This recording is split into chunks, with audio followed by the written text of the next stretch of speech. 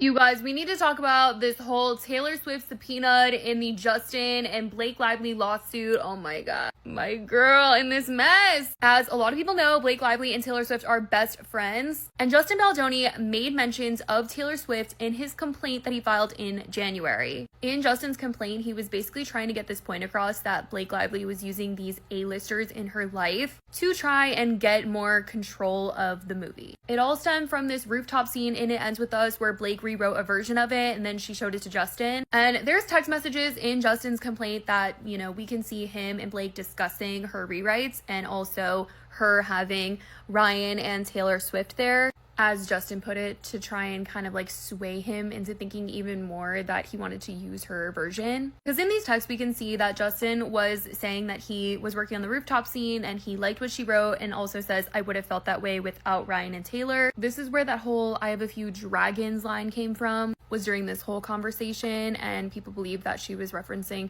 Taylor and Ryan as her dragons, which the way Justin and his team were kind of explaining it in their complaint was kind of just like, if you help me, we will all help you. Anywho, due to Taylor being mentioned in having involvement in trying to persuade Justin to use Blake Lively's rooftop scene, and there's also been conversations of Taylor having influence in casting Isabella in the movie, who plays the younger version of Blake Lively's character in the movie. But due to this, Taylor has been subpoenaed, and a spokesperson for Taylor, which I fear never happens, we hardly ever hear from her team. They never put out statements, so this is huge. And her team is like, she has had no involvement in this movie aside from letting them use her song My Tears Ricochet in the film, and also just accusing them of using Taylor's name to draw public interest into this case and create tabloid clickbait.